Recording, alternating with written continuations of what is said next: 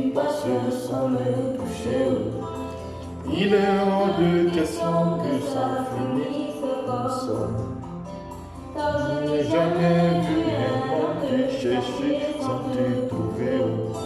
Car je n'ai jamais vu un homme te chercher sans te trouver. Il est le baba.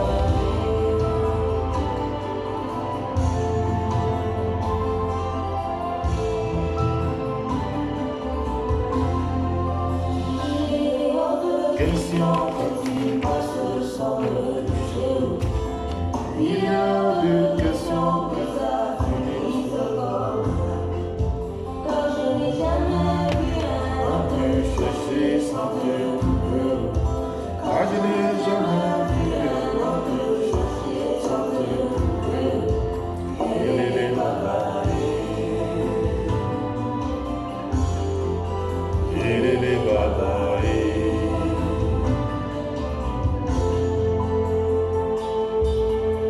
Baba est là, il va me toucher. Baba est là, moi je ne fais rien. Quand les hommes me rejettent, il me dit moi je t'aime encore. Je reste là, je sais qu'il va me toucher. Quelque chose va se passer.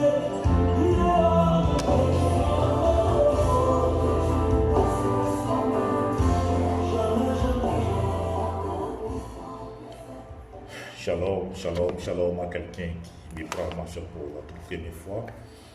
Bien-aimé, je suis le révérend pasteur Silvio Nzima, président et fondateur du ministère Action for Christ. Et cet après-midi, l'Esprit de Dieu m'a encore mis à cœur de partager un tout petit message avec toi qui va te faire du bien dans ta marche avec le Christ. Bien-aimé, je veux aujourd'hui t'amener à comprendre une vérité. Car la parole nous dit dans le livre de Jean 8, verset 32, que vous connaîtrez la vérité et la vérité vous rendra libre. Il est bon pour toi en tant que chrétien de savoir certaines vérités qui vont te permettre, oui, de sortir et de ne pas accepter certains faux raisonnements.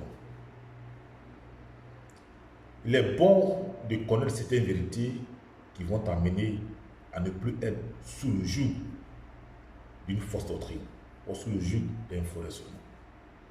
Bien aimé, il te faut comprendre aujourd'hui ce que c'est que l'Église de Christ. Il te faut connaître aujourd'hui ce que c'est que l'Église que Christ viendra un jour pour enlever. Il te faut savoir ce que c'est que l'Église de Christ. Quand Christ nous dit que Pierre, tu es Pierre, et sur toi je bâtirai mon église, bien aimé, il faut comprendre de quelle église Christ veut parler. L'église dont parle Christ n'est pas un bâtiment, comme tu le penses. Ce n'est pas le bâtiment où tu te rends souvent pendant les jours de culte pour prétendre adorer Dieu que Christ appelle l'Église. Pour le Christ, l'Église, c'est celui qui a cru à sa doctrine. Pour le Christ, c'est celui qui est dans l'obéissance de sa parole. Pour le Christ, c'est celui qui l'a accepté comme son sauveur personnel. Bien-aimé, pour le Christ, l'Église, c'est toi, c'est moi. C'est toi et moi que nous faisons appeler chrétiens. Voici l'Église pour le Christ. Et non le bâtiment dans lequel tu vas pendant les jours de culte pour prétendre chercher Christ, pour prétendre chercher Dieu, alors que Dieu est en toi. L'Église de Christ, c'est ta personne. L'Église qui viendra enlever Christ, c'est ta personne. C'est toi, bien-aimé.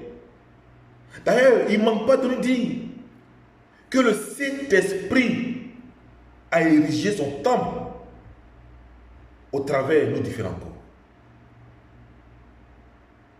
Il ne manque pas de nous dire, à travers le livre de 1 Corinthiens 6, au verset 19, que notre corps est le temple du Saint-Esprit bien-aimé. Tu es porteur de l'Église de Dieu. Je suis porteur de l'Église de Dieu.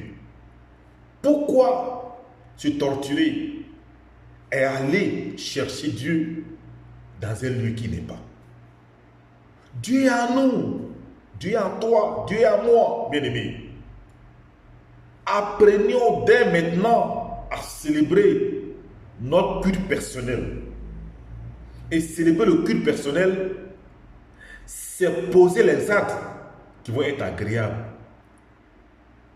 à ce Dieu qui a érigé son temple au travers de nos corps. À ce Dieu qui sied en nous, bien-aimés. Posons les actes qui lui seront agréables. Car qui dit l'aimer doit obligatoirement garder ses commandements.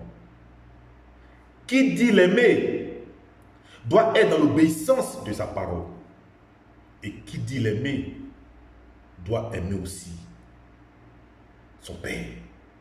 Car dit-il dans Matthieu 22 au verset 37 à 40 que le plus grand commandement qui puisse nous donner en tant qu'humains sur terre et en tant que ses enfants, c'est d'aimer le Père de tout nos cœurs, de toutes nos pensées et d'aimer nos prochains.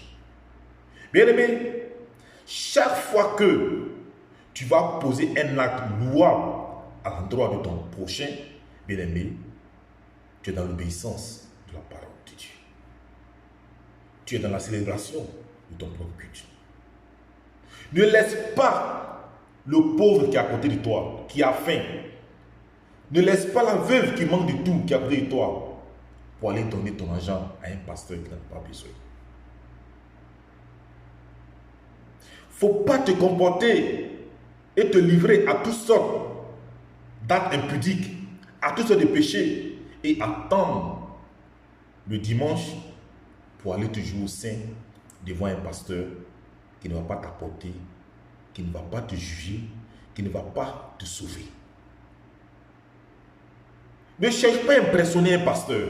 Lui aussi sera jugé comme toi. Cherche à impressionner Dieu en gardant ses commandements. Cherche à impressionner Dieu en gardant ses commandements, en restant dans l'obéissance de sa parole, en faisant du bien à celui qui est à côté de toi, en refusant de faire le mal à ton prochain, en refusant de faire ce que tu n'aimerais pas qu'on te fasse à autrui. Bien-aimé, tu es porteur de l'Église. Et c'est toi que viendra un jour Christ pour enlever et non pas un bâtiment. Comprends ça et quitte dans la fausse doctrine. Christ en nous disant, venez à moi, vous qui êtes fatigués, je vous donne du repos. Dans le livre de Matthieu 11, au verset 28, bien-aimé, ne te demande pas d'aller chercher du repos dans un quelconque lieu de prière. Il était de venir à lui et venir à Christ. Pour qu'il te donne du repos, c'est de venir entendre sa parole. La parole de Christ est vie. Et quiconque entend la parole et qui la met en pratique, bien-aimé, aura du repos. C'est à ça qu'il parle. Comprenez les choses et devenez grand. Comprenez les choses et sortez du joug de l'esclavage spirituel. Car quiconque a compris ces choses va s'atteler à mieux se conduire et ne pas attendre dimanche pour aller se jouer au sein devant un pasteur. Comprends que tu es l'église et que chaque fois que tu vas poser un acte qui serait dans l'obéissance de la parole de Dieu, bien-aimé, tu es en train de célébrer ton propre culte.